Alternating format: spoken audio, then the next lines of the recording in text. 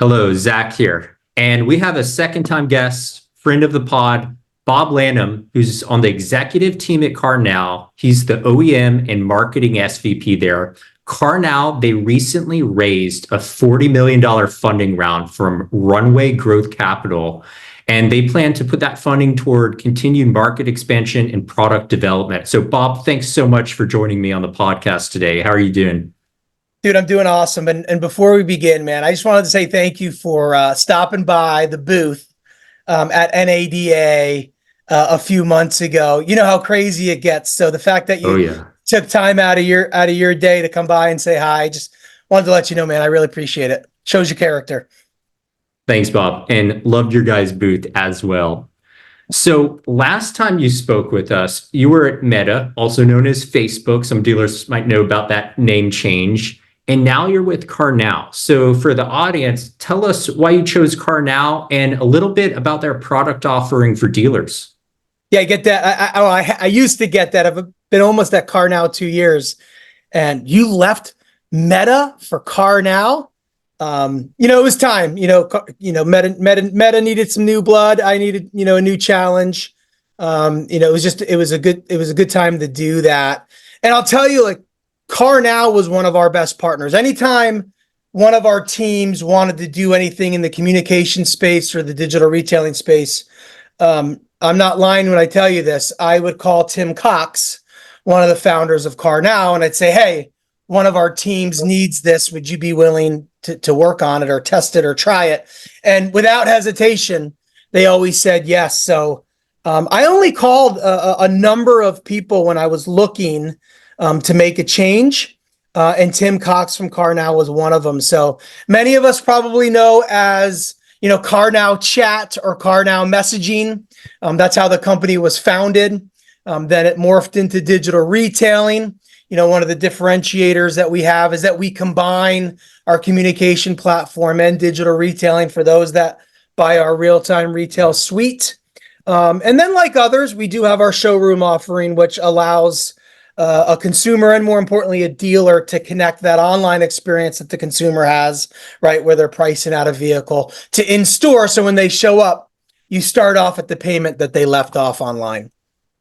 Really cool. And I like the tie-in with communication and digital retail and the fact that CarNow is still standing, because I know there are a lot of DR companies that, pre-pandemic popped up. So really interesting product. And let me ask you this. You guys have now raised $40 million in funding from Runway. So what are some of the big initiatives your team's going to tackle now? Yeah, I wish I could tell you what all those initiatives were, but I can tell you we are looking at building, whatever that might be, acquiring, whatever that might be, or partnering, right? And it could be a variation of any of those three. I will say we do have a few things in the works. Hopefully we'll be able to announce that sooner rather than later. But outside of product enhancements and continuing to focus on our core product, which we will 100% invest in, do look for some new stuff coming out here, hopefully sooner rather than later. Got it. And how about CarNow? So I talked a little earlier about how digital retail historically has kind of been a crowded space. Talk about how CarNow differentiates itself from other DR tools. Yeah. So listen, we do some of the same stuff that many do in the industry. I would never want to try to embellish anything that we don't. Digital retailing is somewhat of a strict process, right? It's anywhere between 5 and 7 steps that you need to capture from the consumer to ensure that we start that process of getting into an accurate payment. Like I said earlier, the fact that our communication platform is embedded into our digital retailing, how does that work? Right. One of the largest friction points of the car sale was the trade. When I was selling, that was one of the most challenging aspects of selling or buying a car. And so imagine a consumer, puts in their VIN and they get a price from the dealer's appraisal tool that we've incorporated into our platform.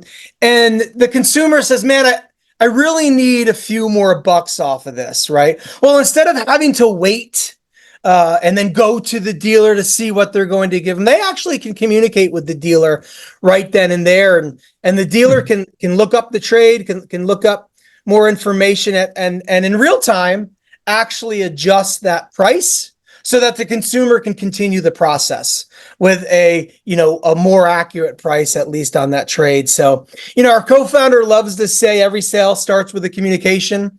And I think buying a car is complex, right? There's a lot of different pieces to buying a car. So to be able to communicate with the consumer at any point in their digital retailing experience, in my opinion, is a great advantage for both the buyer and the seller. So I got a two-sided question for you. What are the biggest misconceptions about digital retail from the dealer side as well as the consumer, the end user side? For the end user, I think many might think this is just a lead gen strategy, right? You just want my information, and then it doesn't really matter what the price is, because when I get into the store, I'm probably going to have to start all over anyway, or get a completely different price, so on and so forth. I think for the dealer, it's very similar in the sense of, hey, let's use it as a lead gen versus let's use it as a platform to put the deal, or at least the perception of the deal, in the hands or in control of the buyer. And when you do that, right, and when people feel as if they're more in control, what we've actually seen, and as well as others, I'll be honest with you, is the dealer tends to make higher gross on the deal. So I would say it's that misconception of the purpose of digital retailing, right? We're using it as a lead gen, which you will capture a lead. I mean, you'll get it from the trade, you might get it from the credit, you might get it at the end if you have a lead gate at the end.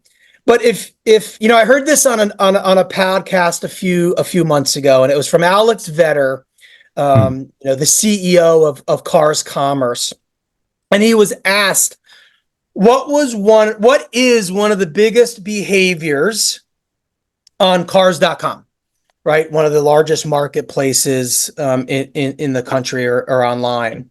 And he said, affordability.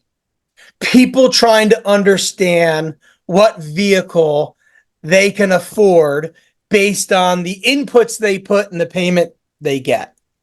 That's digital retailing. Brilliant. And Alex, such a great mind. He really is a great mind, and he totally gets it. So, but it reaffirmed, right? You have this massive marketplace with tens of millions of users that go to it in any given month, and affordability is the largest behavior. Well, that's what digital retailing is. So let people figure out how much their car's worth, plus the car that they want to purchase, right? With accessories, so on and so forth. And when you allow them to do that and go through the cycle and then go into the showroom, right, and pick up right where they left off, you're talking about a fantastic consumer experience. So my next question, how do you see the future of car buying and selling evolving? And then what role does CarNow play in it? Yeah, I'll tell you, dude, it's everything I just chatted about, right? It's connecting that online to offline experience.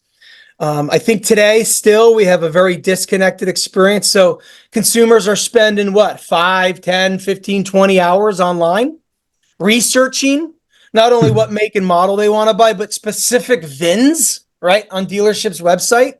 They look at payments, they figure out payments, then they walk into the store and they have to start completely over. Like, we have to fix that. We have to change that. And that's the role we want to play, at least for the consumer, right? So that they have this experience that is truly connected. But for the dealer, it's the same as well, right? Like, you're provided an experience that the consumer is going to enjoy. And I'll leave this for people who are listening to or watching this podcast.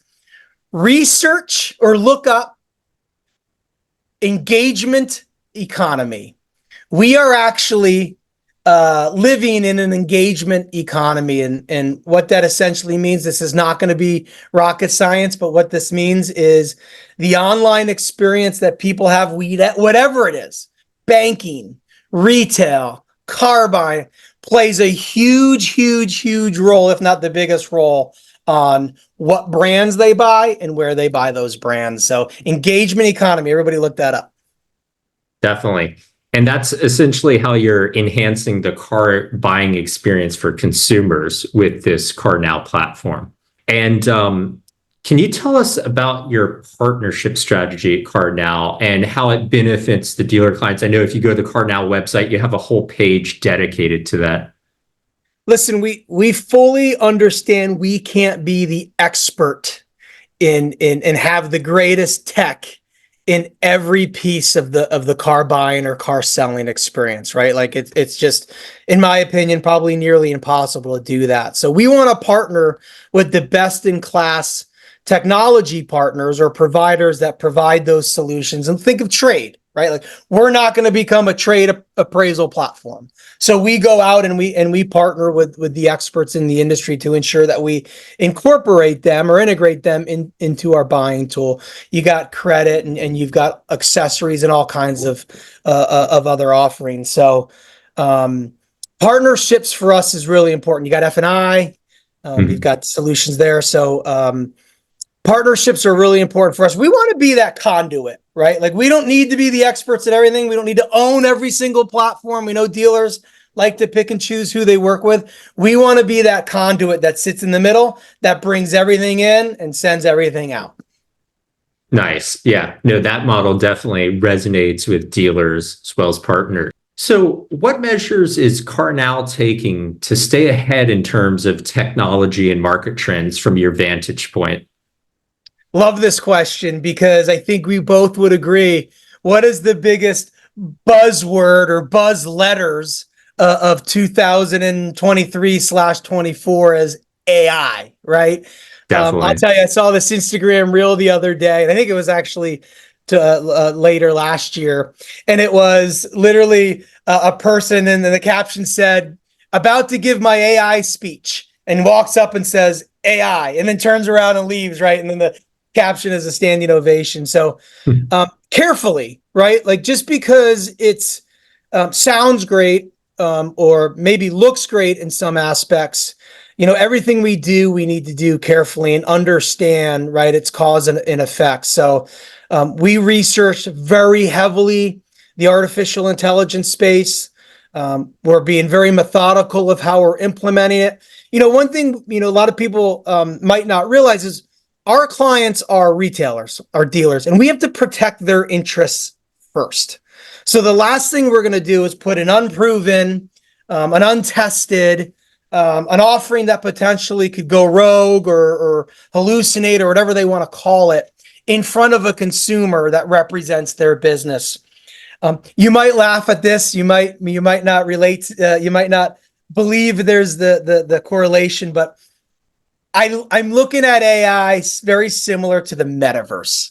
And I was there at Meta when we changed the name and we launched the headsets, and people were going to buy cars virtually through virtual dealerships, through virtual sales people today. And businesses popped up and NFTs popped up in the whole nine world. I'm not here to say it's not going to happen. It will probably happen at some point. But, as it relates to advanced technology, I think AI is probably the best example right now. We are actively testing internally. We've got a couple of products that we're potentially looking to roll out, but we're being really careful on how we do that, because the last thing we want to do is make our dealer partners / clients liable for anything that might happen. But any other technology, Zach, we're 100% researching everything that's out there. And kind of a side question, with your product CarNow, does it support, let's say a dealership had like bilingual sales associates and someone was, for instance, responding in Spanish. Does it support that? It sure can. Yep. I can't remember how many languages we have off the top of the head, but a lot. So if someone's going to want to communicate via different language than English, they 100% can, and the conversation will go back and forth with said language. Wow. And finally, what are some of the exciting updates that are coming down the pipeline for CarNow? And then a personal question for you, like what technology are you most excited about in 2024? I wish I could tell you more about the tech we have coming down the line. Obviously, we just raised a significant amount of money. If you're willing to have me back when it's time to tell, we will 100% have that conversation. Some of you might laugh at this when I tell you what I'm really intrigued about, and I'm probably going to purchase one here shortly, but I want to test out an EV. I want to go out and purchase an EV. I have a very good friend of mine. He's a dad on my son's soccer team. He actually works at a Lexus dealership. He's a GSM. He just purchased their electric vehicle. I can't remember which model it was. And it's funny because every game that I see him, I always make a joke like, "Oh, did you make it here? Did you, run out of electricity?" The other day it was raining. I was like, "Ooh, be careful. Your car might, electrocute you when you get into the car." Of course, I'm kidding. But every time I see him, he's like, "I love it.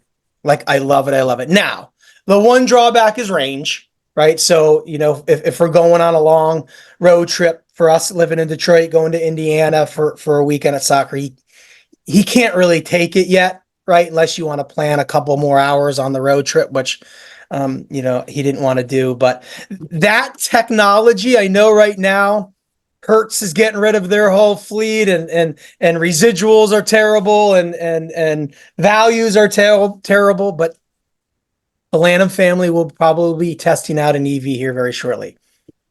Nice. And any models in mind yet, or still in that research phase?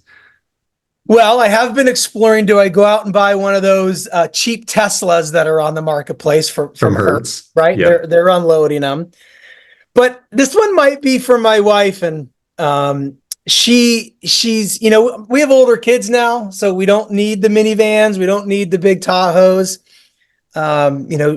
She just goes around town. We might look at the Mini Cooper EV, and I'll tell you why. One, that's what she wants. She's always kind of wanted a Mini Cooper. Two, I was reading online that it has at the moment the best lease in the marketplace. So why not?